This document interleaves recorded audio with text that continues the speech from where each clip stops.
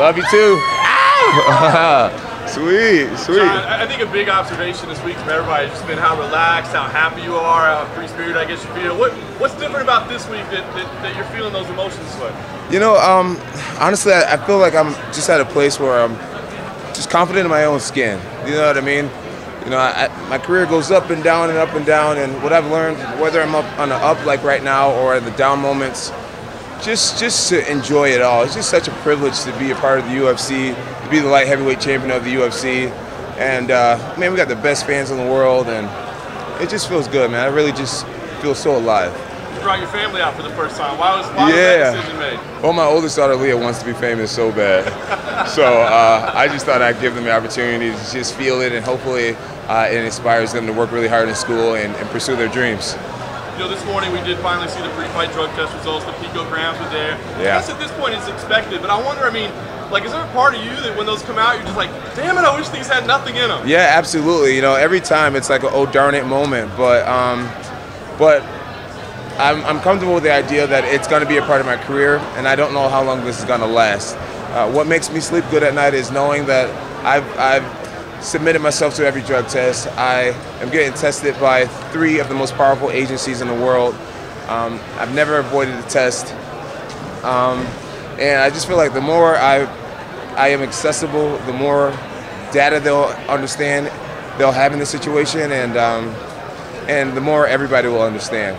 You know, I'm figuring out that, you know, there's baseball players in Major League Baseball that has the same exact supplement inside of them that are posting as well. I just found out there's another UFC fighter that has the same exact situation, and between Major League Baseball and the UFC, I think they're coming to the conclusion that these drug testing agencies are too powerful, and they're detecting things that don't help athletes at all, and therefore they're allowing athletes to continue to compete. So I know that I'm almost the leader in this whole development, and I'm comfortable in this space. I wish fans would not just look at the headlines and actually clicked on the links and read and learned what was really going on. But I've set myself free from any level of embarrassment. I have no shame. I've said many times that I've never knowingly done anything to do any type of sports enhancing, you know, drugs or whatnot. So now I'm just here getting back to what's most important, and that's my 13th world title, making the fans happy, and you know, trying to defeat a really promising young fighter. The terminology, the title offense, not defense. Yeah, we call it. Where did that come on? What was the? Yeah, Brandon Gibson started that a long time ago. He's just like, you know, I feel like a lot of times when a fighter is undefeated, they're trying to protect their undefeated record, and they start fighting defensively, and they start trying to fight not to lose. And our mentality is we're not protecting the belt, we're attacking more belts. And so that's the mentality, and that's what it's been. There's a lot of respect between you and Anthony for this fight. In the last couple, it hasn't been like that. Yeah, it hasn't. Rivalry. Do you prefer that? Do you like not having to do the trash talk, or do you? Yeah, honestly, I think it's a lot more. It's definitely more refreshing to not have the trash talk. I understand when you talk a lot of trash, the pay-per-view numbers go through the roof. But in my situation, you know, I got enough people who think I'm an asshole. So the last thing I need to be doing is cursing someone out on TV. So yeah, this is definitely really refreshing, and I'm enjoying it. Anthony was up here a few minutes ago. He said something very interesting. He said that he felt like Cormier and Dustin were kind of distracted by the picogram stuff and all that stuff, and it kind of hurt them in the fight, and he's not focusing on that. What do you think about him saying that? I think that they were focused on the picogram situation a lot, but I also think that these guys are world-class athletes, and no matter what you talked about leading up to the fight, I'm sure they're training with their whole hearts, and I'm sure their coaches made sure they were locked in. I mean, Cormier is an Olympic-level athlete, and I just won't allow someone to blame what the pre-fight storyline was on a defeat. When you face like it's been the places he's been, it's almost like he's playing with house money though. Like, is that an inherently dangerous place for to fight? What do you mean? Because he's such an underdog? Yeah. He has nothing to lose? Is that what you mean? It's a dangerous position for me to fight someone like that. Because he has nothing to lose. He can go out there, close his eyes, and just swing for the fences. I wouldn't advise you doing that. But Yeah, he has nothing to lose in the situation. To believe it or not, I don't really realize why so many people are counting this guy out. He had 30 amateur fights. He had 40 professional fights. That's 70 fights. This guy is by far the most experienced guy I've ever fought, and he's the youngest guy I've ever fought in the UFC. So we look at him as a legitimate threat, and I know he's using that against me somehow, saying, why does Jon keep saying that he's taking me serious? Why does Jon keep saying that he's taking me serious? Like, as if I'm trying to convince myself that I'm taking myself, the fight serious. But my coaches know that I'm taking the fight serious. My body knows that I'm taking the fight serious. And he'll see on Saturday that I took this fight serious. You said that he woke up today at 206 pounds already. Right. He's already almost on weight. Yeah. How much are you cutting? Is that a disadvantage for him being that small already? So right now I weigh 215 pounds, which is a great weight to be at this point. That's a more standard weight for a light heavyweight to be at this time. I'm going to lose probably 5 pounds tonight. I'm going to lose 5 pounds of water weight in the morning, and that's going to be really easy. As you can see right now, I'm not sucked out. I feel great. My energy's high, and I think it will be a little bit of a disadvantage. I predict that I'll be lean tomorrow and lighter. I won't be showing up around 226. I'm sorry, on Saturday I won't be like 226 or anything like that. I'll probably like more like 220 when I actually fight him. And he's going to get a full light heavyweight that's lean and fast, and I think I'm going to get a kind of a big middleweight. So this will work against him. I had a lot of coffee. I'm sorry, guys. Jon, these test results from earlier, they're outside of your control. They're 100% outside of my control. Your control and staying extra with the fans, staying extra with media yesterday. Are you trying to do everything in your control to make this a positive environment and take things away from the negative? Absolutely, absolutely. I've been a part of a lot of negativity in my career between, fighting with DC on stage and people accusing me of this and that or whatnot, and finally I'm just like, I'm on team positivity. I believe positivity conquers all. It does. The power of your intentions conquers all. And my intentions is to have a great weekend, to make a lot of fans happy, and to bring that new design of that UFC belt back to Albuquerque, New Mexico.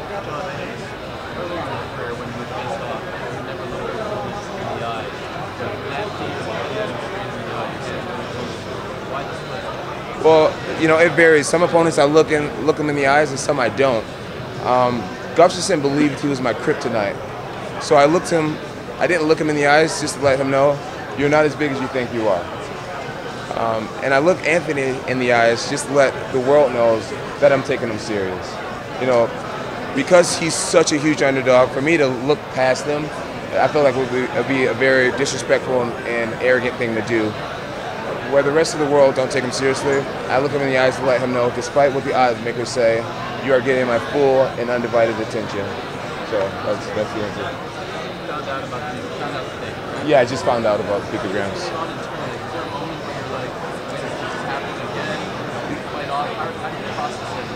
When it happened in my last fight, I actually broke down crying, and I gave one of my buddies a hug, and I just cried in his arms, and it felt great. He was just like, Jon, you've been through too much to slow down now, When I found out the last event was canceled and being switched over, I broke down crying, man. It really hurt. And I'm at a place now where I've been hurt so many times, and so many things have happened. I've caused a lot of my own pain, and there's been a lot of pain inflicted that wasn't in my control. And I just feel like I'm just so comfortable with this scenario now. I'm not going to allow anything to hurt me anymore. Everybody knows what's going on. Everybody knows that I have something in my system that is pulsing, and I feel like the majority of the fans that are actually going to take the time to read, which are the ones that actually matter right now, I think they know what's going on. So I take out any responsibility for this whole thing, and I'm not going to let it bend me or break me. Jon, you've been tested, at least once a week since the last fight. Yeah, at a minimum, but most weeks were like 3 times a week. Is it disruptive? I mean, when do they show up? I mean, how does that work? Yeah, it can be really crappy. I'm really fortunate that all the collectors are very respectful, but they can come anywhere from, I've had many times they've come at 6 o'clock a.m., and which is very disturbing to my training. And then there's other times where they'll come like 8 o'clock at night. There's been times where I'm having team dinners or dinner with my family, and they'll call me and say, hey, Jon, where are you? And hey, I'm over here at Applebee's or whatever, and they'll literally come and sit at the table next to me, which is, it can be very embarrassing, but they're just doing their job. They're just sample collectors, and I got to do my job by following the rules. You go to the bathroom at Applebee's and take a sample? I swear that has happened. Not Applebee's specifically, but yes, this has happened.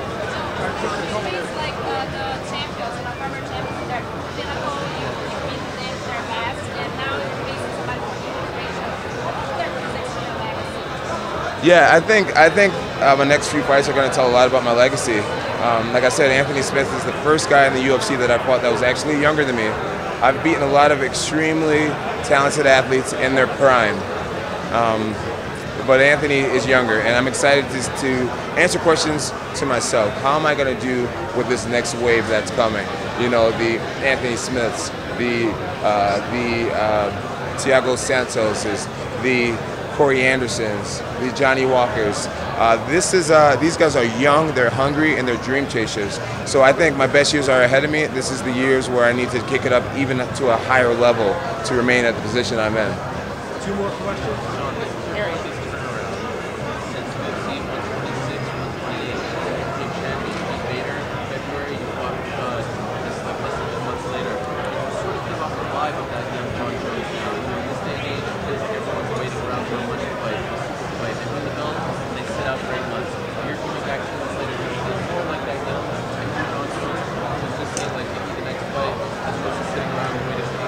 I do kind of feel like my younger self. You know, I feel set free from a lot of things that's happened.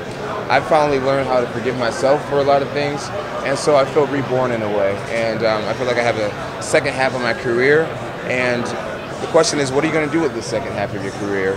My second half, I vow to respect myself better, respect my body, respect my team, respect the organization and the fans, and just try to do better.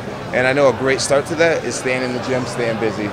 Not like I said, we don't look at title defenses, we look at title offenses. So to sit on the throne and to make everyone wait and be bougie and talk about I don't want to fight him, maybe there should be an interim belt, or maybe I should entertain heavyweight fights and all this crap, it's not fair to anybody.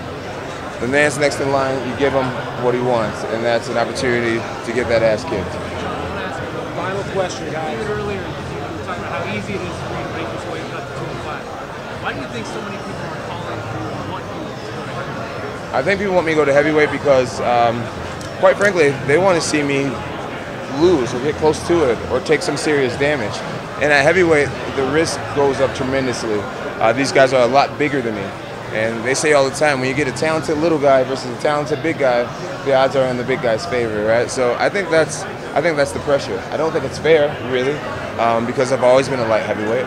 Despite who the champion's been, I've never challenged anybody at heavyweight. And I feel like I'll move up to heavyweight on my own terms when I feel like the UFC is playing ball with me contractually to entertain that. No one's entertained any idea of switching a contract for any super fights.